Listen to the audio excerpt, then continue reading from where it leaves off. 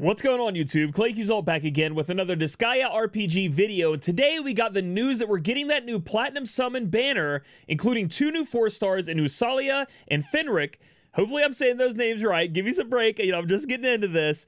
And there's going to be free currency used on that and paid currency. It's going to be starting tomorrow at what I believe to be 10 p.m. Eastern. And we're going to go over each of the 2 characters and what I think about them and if you should be spending your nether quartz. Let's get into it.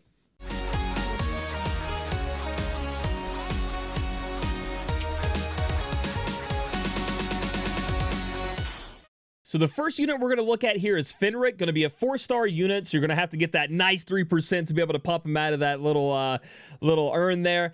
We're going to look at this unit. He is a humanoid type unit that prefers to use fist weapons, and that's what I would suggest you guys use with him. That's his highest weapon mastery, and from what I understand, his forte. When evaluating these units, we have a few things we have to consider, right? What they bring to a party, because in Disgaea, in my opinion, it's about buffing up your party, different buffs, debuffs you put on the enemy, making your entire team stronger, or, making one unit really strong with your entire team buffing up, and then letting that unit go ham. We're also going to have to look at what stats they have, what their growth is with those stats, and then what type of abilities they gain, whether it be elemental, AoE, and then what multiplier they have behind them. And this is all given to us in the game data. So first off, Fenrich is going to have high HP and high attack. He's even going to have higher attack than units like Laharl or units like Valve, and that's just base stats. That's without their own abilities. That's without their own party buffs, stuff like that. Just flat out the gate, he has higher than them. He has okay defense, but lower int and resistance, and then his speed is about mid-tier. And the important thing about speed, guys, is it's a very important thing in this game, right? It allows you to go faster, obviously. You go first more often in initiation. You have more turns, and you can lap the enemy, get your things done quicker, and you cannot increase that with level. You have to use abilities in the battle. You have to use equipment, etc. to get that up, and he's about mid-tier with that. You really want units that have high speed, but obviously I think Laharl is lower. But Laharl is better than Fenrich in my opinion. But Laharl is lower and he still has a place in the meta because of what he brings to the team. So looking at Fenrich's abilities, he's going to be very strange. His command abilities is what we're going over right now. And we don't really have to worry about his magic. He is going to be a fist user. He is not going to be using any kind of magic. You not really want to use him for that. So we're only going over his command abilities. And he has 2, kind of like Desco has. And then he has his 3rd here that is unlocked via the Evility or the NE system, where you unlock it, by getting dupes into them. So that's going to be like all units have one of those, but different types of units have different number of abilities they get right out the gate for just leveling. So he has 2 different abilities he gets, period, without having to put a bunch of dupes into him. He gets Swift Assault, and he gets Twin Wolf Fist. Now, both of these are going to be single target, and both of these will have the win attribute attached to them. One of the things you're going to notice while you play Disgaea, at least early on, is that not all units have a ton of access to elemental attacks. Maybe they have 1. Maybe they don't even get it until you get their NE leveled up or their ability maxed out to be able to grab that ability. So for our boy here, Fenrich, he has access to that right out the gate. When he can attack something that is weak to wind, he's going to do a ton of damage, okay? So looking at both of these attacks, sadly, they're both single target. So he's not going to have that big AoE hit that you would really like to be able to clear waves really fast. But maybe that's not really how you want to use Fenrich anyway, once we start looking at his abilities. His 3rd ability is Vanguard. You must get that from putting dupes into him. It is his AoE ability. And if we look over at his damage multiplier, Swift Assault, which costs low SP, it's going to be D tier, and this is maxed out damage. So, you start at a lower tier on the multiplier or the damage power of the ability, and then you'll move up as you level it up. Twin Wolf Fist actually packs quite a punch, no pun intended, with a B+ once you max it out, which means it'll hit pretty hard. And then Vanguard overall is a B AoE. That's actually a great ability, but again, you have to pump dupes into him, and that's going to be kind of tough. You can maybe Rainbow Printies, don't really recommend it, but you would have to wait until you get some dupes to really unlock his full potential with Vanguard. Looking at his first ability, it's going to be Great Loyalty. So what this is going to do is buff Fenrich's attack by a certain percentage multiplied by the number of humanoid characters in your party. So again, Fenrich is a humanoid. If you have a bunch of humans in your party, it's going to buff them up. So you're going to get 6% per, from what I understand from this, per humanoid in your party. So it looks like if you're using Fenrich, he is going to be your big bomber. He's going to be the guy you're trying to buff up as much as you can, put the big attack on, and let him punch people to death. He's not the guy who's bringing a lot to the entire party. He's not the guy that's bringing a lot of support. So that's going to be like his drawback, right?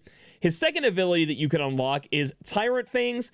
All the stats, now this is not abilities, now this is a mistranslation I got from the translation I used from the JP version. It's all stats plus 12%, except for speed, of the party's sword weapon equipped characters. So this is going to be similar to Valve's first ability, where he's giving out a X number of attack, I guess, but he's going to give all stats plus 12%, except for speed, to sword equipped characters. I'm a little bit confused on this, and maybe when it comes out in global, it might be a little bit more clear. The reason I'm confused is I don't know why he's buffing sword equipped units and not fist equipped units, you know what I mean? Because he is a fist user. So maybe that's a mistranslation there. Don't hold me to that, guys. But either way, he's going to buff everybody in your party by 12% stats besides speed, depending on a certain equipment on, maybe sword, but it doesn't make sense to me, so maybe it'll be fist. We'll have to wait and see there. His third one you guys are going to be able to get is Menacing Eyes. It's the exact same as Desco's. Second ability she unlocks, defense minus 15 of all enemies. Fantastic thing to have in there, right? You're going to be doing more attack damage, busting down the enemy. It's going to be great. So that's going to be cool if you end up unlocking that. That's going to just be AoE there. And then his last but not least, Awakening of Instinct, damage to humanoid characters plus 45%. So Fenrich will beat the crap out of humanoid type units if you need him to, if you unlock this last ability. Now, there are a ton of other things that characters get as you work through their NE, as you give them dupes, including more stats, you know, buffs up abilities, etc. We're not going to cover that here because we're kind of looking more so at general use of the unit, how good they are, and what they can bring to your team. So we're going to go to the end here. We're going to look at Fenrich, and we're going to give him a rating of a B tier, okay? The units that you guys saw earlier, like the Desco, the Laharl, the Valve, I give them like an A+, closer to S, okay? We're giving him a B because he has high HP and attack. He really can hit pretty hard. He has the win attribute tied to his abilities, making him very good against things that are weak to wind. However, he's not really a great support unit for your team, right? He's not bringing a whole lot to your squad as far as buffing them up until you go down his ability in E chain. He doesn't have great buffs. He has no healing. So he's really just a one-trick pony in a way where he's going to hit really hard. You can buff him up with a bunch of humanoids, and that's going to be Fenrich in a short, hopefully concise way of talking about what he can do. Next up, we're taking a look at the other 4-star on the banner, Usalia. I think she's going to be the better unit of the two, and just hear me out until we get to the end. Looking at her stats, you can see that she has much less HP and attack than the previous Fenrich had, if you wanted to go back and compare, but she has a lot more defense and resist. She has not very much int, though, not very much intelligence. So she's going to be more of a tanky type of unit, and she's very, very slow. She has 47, but I do think that rivals Laharl. I think Laharl's at a 47 as well, but she's going to be much slower than a lot of the average units. She's below average in the speed category, but where she shines is really going to be her defensive capability. She's just not going to get knocked around as easily as some of these other like glass cannon type units. Looking at her abilities, we have quite a few here, but as you can see, comparatively to Fenrich, there aren't a lot of abilities here that do have an element attached to them. She's actually going to get 3 command abilities from her levels, and then she's going to be able to unlock Versac Storm from her abilities, from her NE duping. You're going to be able to get that ability there. Again, these abilities could be named something different in global, but it'll be very close, and they should have the same stats, etc. Baton Ranbu is going to be a single target, going to do D-type damage. Assault Circus is single target B, so she does have some B there. Pinnacle Meteor, AoE dark damage, and I do believe Desco does dark damage AoE as well, but you can only get that up to a D tier of damage, and then if you end up pumping her through, you're going to get Versac Storm AoE, and it's going to be B tier. So overall, she's with the low attack stat. You are going to be using, she's a monster type unit, so I forgot to mention that, I apologize. She is a monster type unit. You are going to be using the physical monster type weapon on her, the red, the red skull, which will show up here in a minute. It's at the top of the screen. She is not going to go into magic, okay? She does have some magic abilities, but her int is so low, it is very, very much not useful for you to go into her magic stats. You're going to stick with her physical, her attack here, and you're going to build her in this way, but sadly, her attack stat isn't that high. She has an ability that kind of buffs it, but she's really not a powerhouse attacker. But her first ability is Rabbit Strike. It's going to put up the entire party's no kind of like necessary thing like they all have to be monsters or they all have to have swords on. Everybody's getting attack plus 15%, including herself. So this is a great way for her to kind of buff up her attack a little bit more and let her abilities hit a little bit harder. But again, she's not a powerhouse for that. She's very much useful for this specific reason. You put her on the squad, she's not going to die. She's going to stay around, and she's buffing everybody's attack by 15%. That is huge. I mean, you don't think so, but that 15% is actually quite big. Moving on to our other ability, we have Important Friends, damage dealt by command abilities plus 12%. So again, the abilities we've gone over in this guide, those are the abilities you learn without weapons, right? These are the character-specific command abilities. She's going to put them up by 12%. That is really good. So not only is she giving 15% attack to everybody, now everybody's normal command abilities are going to be doing 12% more damage. So again, as you look over this, she is more of a support tanky type unit. Next up, we have Aura without bullying. All damage received by party monster characters minus 12%. So this is where we start getting into the niche. Only party monster characters like Desco, like the unit we have here, are going to have 12% minus damage. So useful, yes, but not all around as good as her first two. And then looking at our final one, we have Usa Charge. At the beginning of the turn, SP plus 10 of the character equipped with the monster physical weapon. So as long as you have a monster physical weapon on, you're going to get SP plus up. That's amazing.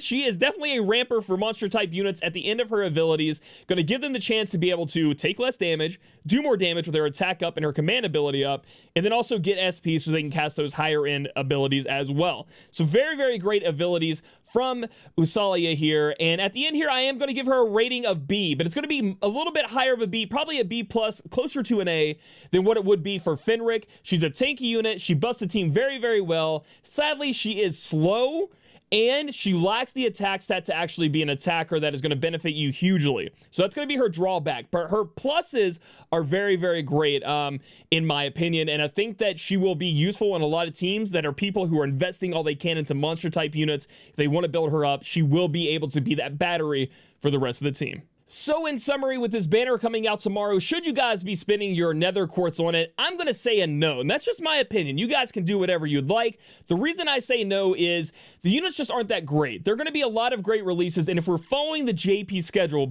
and with Christmas coming out already, it looks like that's what the devs want to do. We are going to be getting a New Year's edition of Rosalind.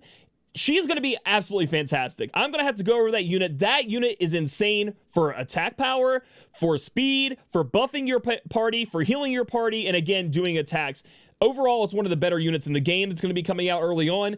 I say skip this banner, save for her. Obviously, you guys do what you want with the information I've given you, and also do your own research because I could have missed some things. The names will be a little different. I just want you guys to be educated, but I wanted to give you guys an idea before release so you didn't go spending all your nether quartz if this deterred you from doing so. So if you guys like this video, give it a thumbs up. Comment down below with any critiques you have or, things you would like me to improve in my future Disgaea RPG character reviews. Subscribe for future content. Catch me on my Twitch channel, twitch.tv/ClayQZult, and I'll catch you guys in the next video.